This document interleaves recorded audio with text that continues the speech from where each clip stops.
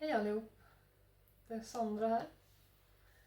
Jag tänkte att jag ska tala lite mer om transfiguration i den här videon och reda ut lite vad transfiguration innebär och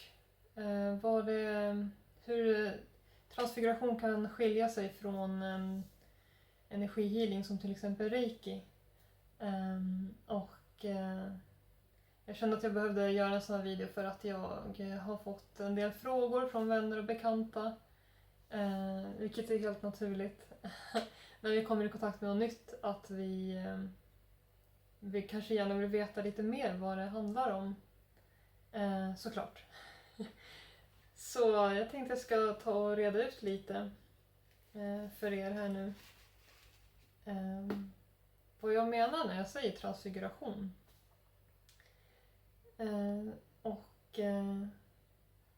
När jag pratade med en bekant om det här så fick jag reda på att inom den mediala världen,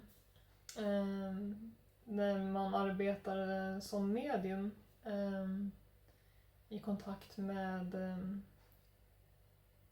framförallt personer som har gått över till andra sidan, så innebär transfiguration att man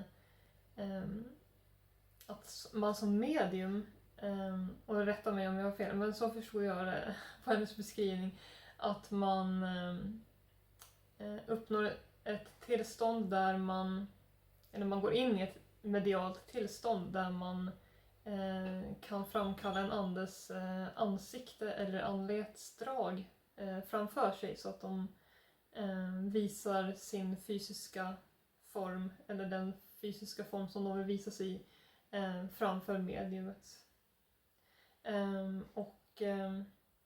När jag pratar om transfiguration så menar jag transfiguration som shamansk metod. Som en shamansk metod för läkande och för transformering och omvandling av energier. Så transfiguration är kort sagt ett tillstånd av varande. Alltså att vi blir väldigt närvarande i nuet. Och i det tillståndet så utstrålar vi livskraft. Så varandet är i motsats till görandet. Något som många har blivit väldigt bra på i dagens samhälle. Så är varandet ett tillstånd där vi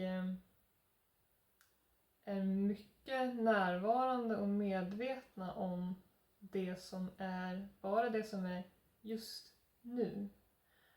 Och vi upplever det. Så det betyder att vi är inte upptagna med att fundera över eller älta det som har skett. Och vi är inte heller upptagna med att planera eller fundera över sådant som ännu inte har inträffat. Så vi skalar då bort helt enkelt dåtid och eventuell framtid. Och istället så befinner vi oss bara precis just här och nu. Och många skulle nog beskriva det som mindfulness. Jag tänkte att jag ska läsa ett stycke ur en bok av Eckhart Tolle, som ni säkert har talat om. Det här är Lev livet fullt ut i praktiken. Och jag kan verkligen varmt rekommendera den här boken för alla som är intresserade av att bli mer närvarande i sitt liv och i sin kropp och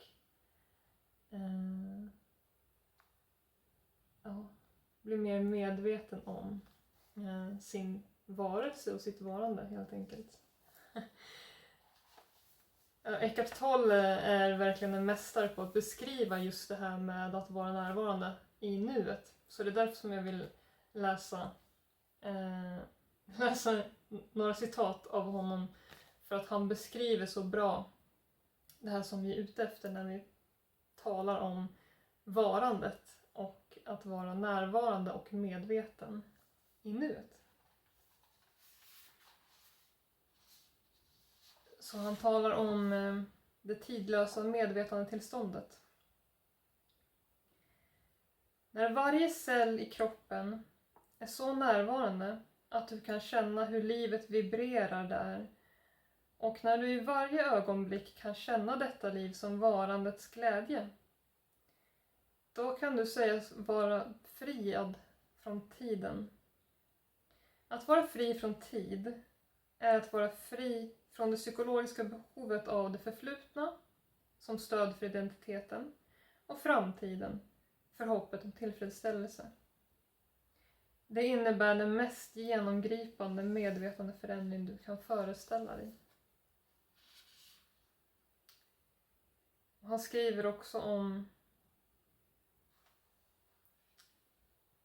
hur vi kan växa i vår närvaro genom att bli medvetna i stunden.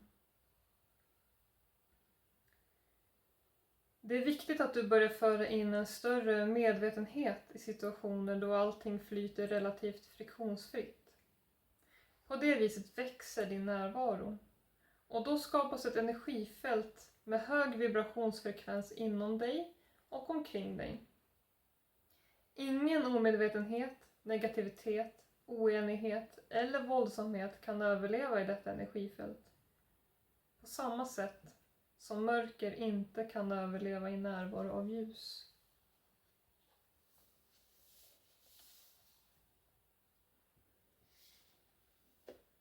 Och det är då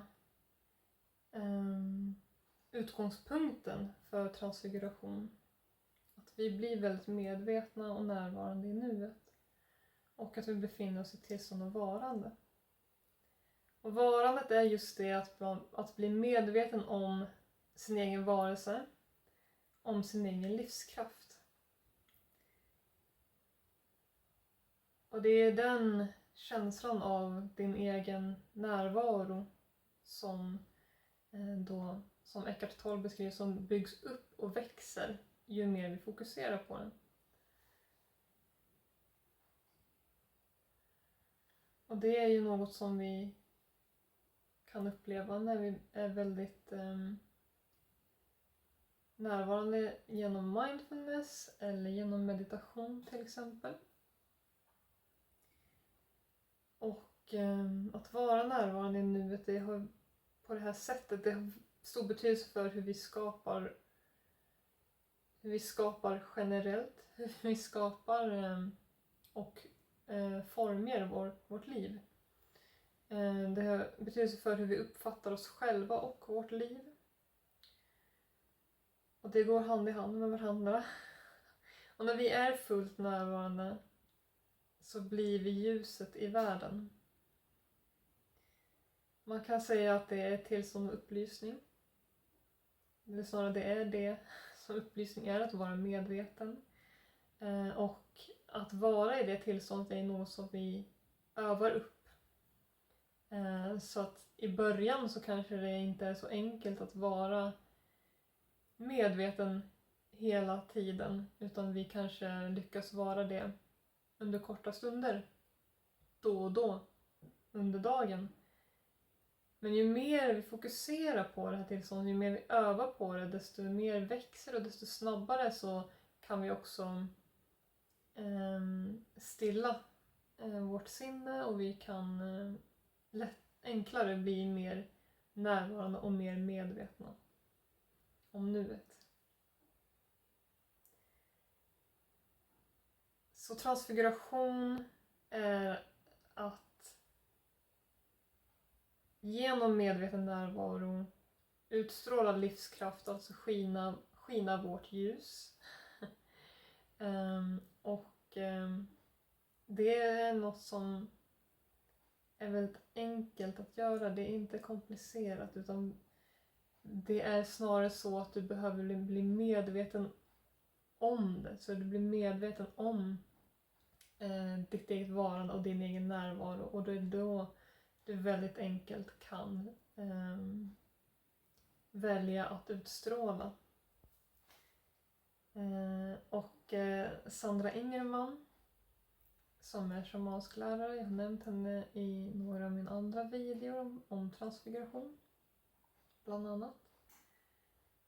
Och det är via Sandra Ingerman som jag har lärt mig om transfiguration. Hon beskriver att barn har väldigt lätt för att lära sig att transfigurera. Det är alltså någonting som barn har väldigt enkelt för att göra också. Och det är anledningen till att barn har så enkelt för att transfigurera i, för att de är så mycket mer i nuet än vad många vuxna är.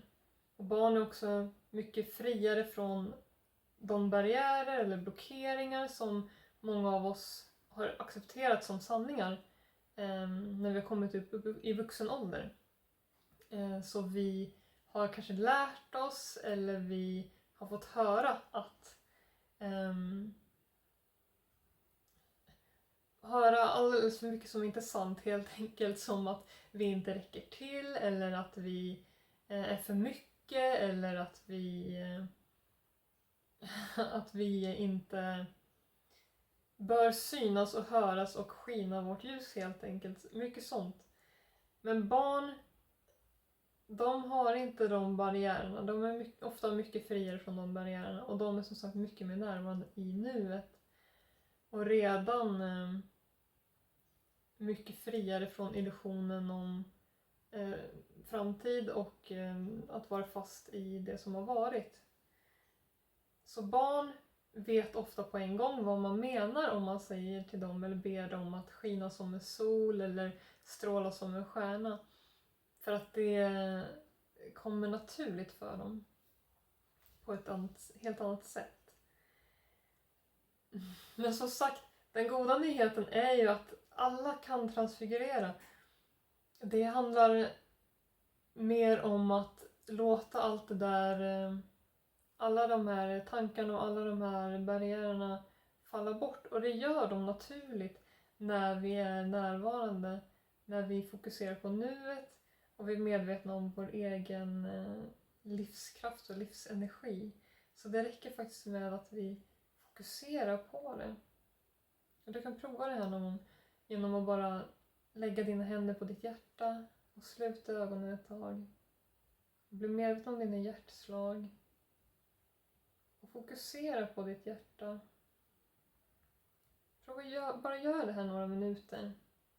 Så du kommer känna hur den här livskraften, eller den här energin som du är medveten om med ditt hjärta liksom byggs upp och blir starkare när du fokuserar på det. Så det är det som är så fint, att bara man vill och väljer att göra det, så kan alla lära sig det här.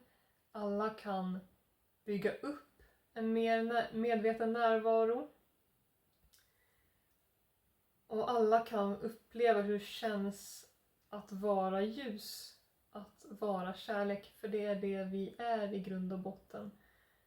Bortom det som syns på ytan, bortom alla föreställningar och idéer och tankar om vilka vi är, så finns ljus och kärlek.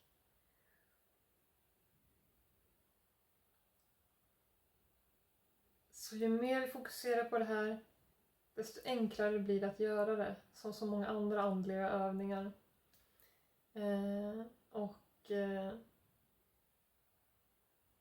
Dessutom så kan vi gå djupare in i det här tillståndet.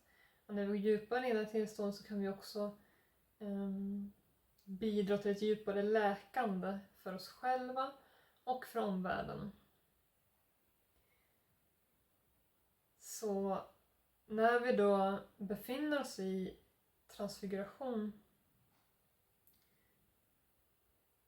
vilket ni kan lära er genom att se på några av mina andra videor, där jag vägleder in i ett transfigurativt tillstånd.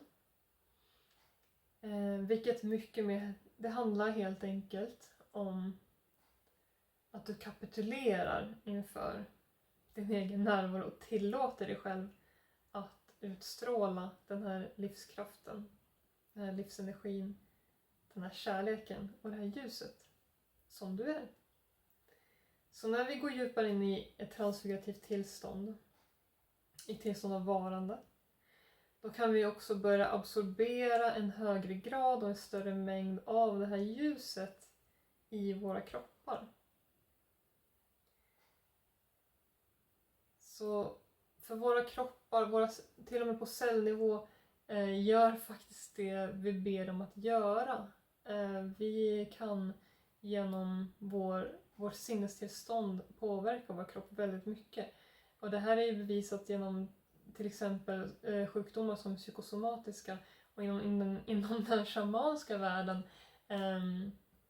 så är man fullt medveten om att det finns många orsaker till sjukdom, helt enkelt. Så, vad var jag? Att vi kan då välja att absorbera det här ljuset och absorbera en större mängd ljus i våra kroppar genom vår avsikt.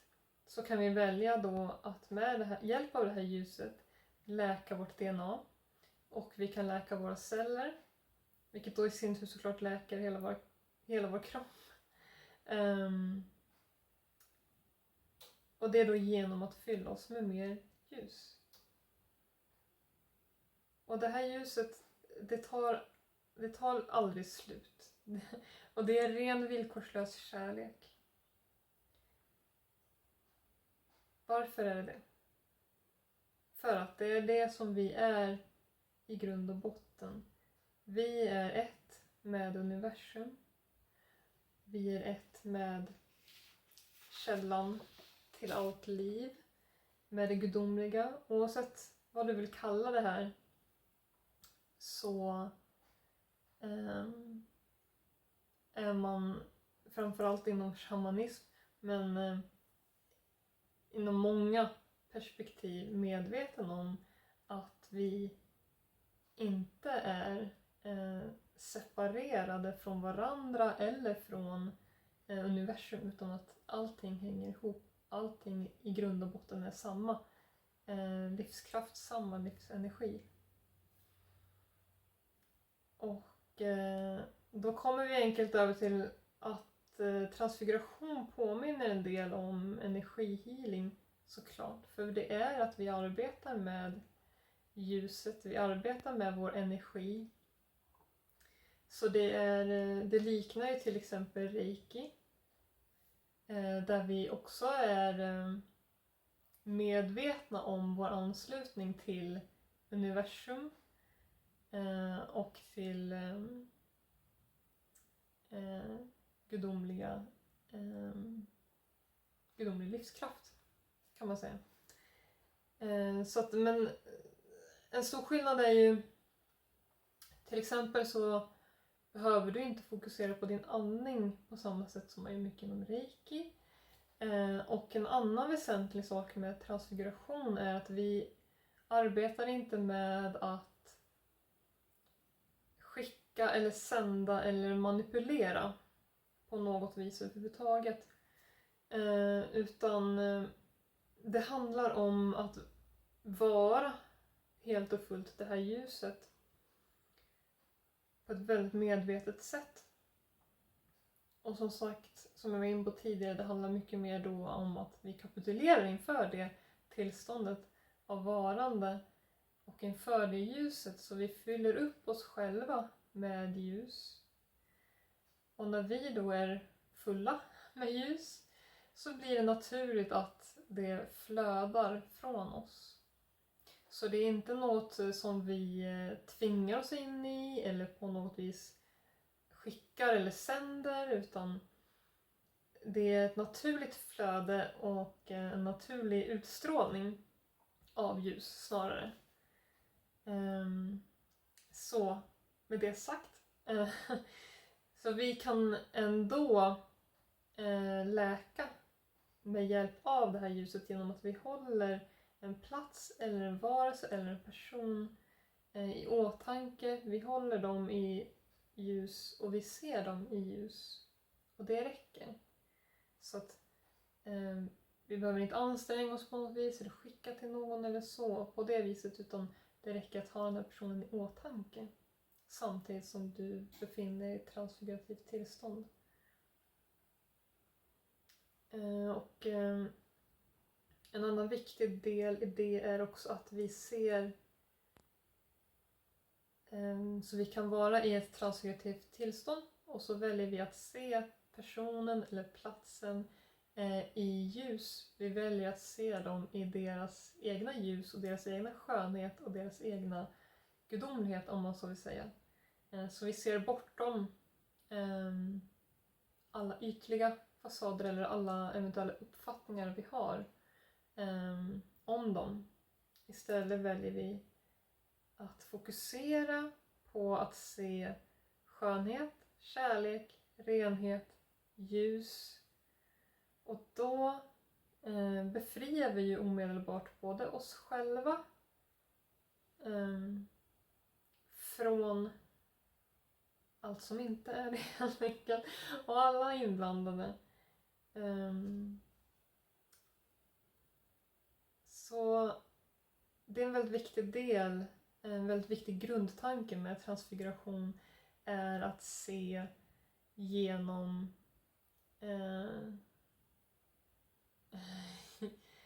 att vi ser genom vi ser med våra andliga ögon, vi ser med hjärta och med själ. Så vi ser andra som rena och som villkorslös kärlek och med villkorslös kärlek. Och det är då vi befriar både oss själva och dem från till exempel uppfattningar om sjukdomar eller svaghet eller lidande eller olika typer av dömanden eller medömkan eller oro för den här personen eller platsen eller situationen, vad det nu kan vara för någonting. Eller oss själva för den delen, om vi transfigurerar för egen del. Och det går så hand i hand också med varandra. Allt hör ihop, allt är rätt. Ha det i åtanke. Så just det här med att tycka synd om och oroa sig för andra, det är något som kan göra så mycket mer skada än vad det gör nytta för den som vi har i åtanke. Ofta har vi lärt oss att om man bryr sig om någon eller något, då är man orolig eller man är rädd eller nervös eller man bekymrar sig helt enkelt. Och det hjälper helt enkelt inte den vi vill hjälpa. Tyvärr. Utan det som faktiskt hjälper och stärker den här personen, det är när vi ser det friska. Och vi ser det rena, vi ser det oskyldiga, vi ser ljuset och vi ser skönhet. För det är då som vi kan främja läkande och växande. I så mycket större utsträckning. Och jag kommer att berätta mer om det här i en annan video, för att det är något som jag skulle kunna prata om ett tag helt enkelt. Så, tack för att ni har lyssnat. Om ni vill lära er mer om transfiguration nu, så då kan jag verkligen rekommendera att ni kollar upp Sandra Ingerman. Och ni kan läsa hennes böcker. Exempelvis Medicine for the Earth, som handlar mycket om transfiguration. Och den finns också en kortare version som heter Miracles for the Earth. Den finns tillgänglig som ljudbok på till exempel Audible. Så det kan jag verkligen rekommendera också om man bara vill ha en väldigt snabb inblick i det hela. Och vill du lära dig hur du transfigurerar eller veta mer på svenska, så är du varmt välkommen att titta på mina andra videor om transfiguration. Du kan gärna Du kan gärna kommentera eller höra av dig om du vill lära dig mer, och du är varmt välkommen att dyka upp på mina transfigurationscirklar som jag håller på torsdagar klockan 19. Vi träffas online via Zoom som är ett program för videokonferens.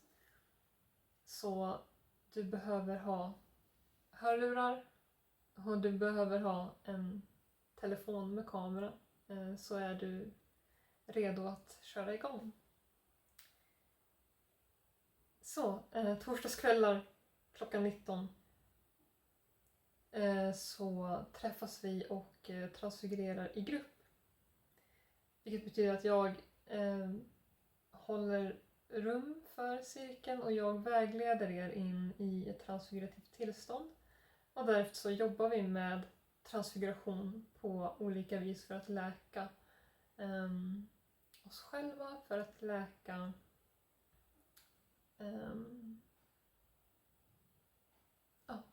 läka på olika sätt och vis. Om du är nyfiken, varmt välkommen. Du behöver inte ha några förkunskaper eller ha fördjupat dig särskilt mycket inom shamanism eller andra typer av andliga utövanden egentligen. Utan jag kommer att vägleda er helt enkelt. Så varmt välkommen. Vi träffas via en hemsida som heter Shaman Zoom.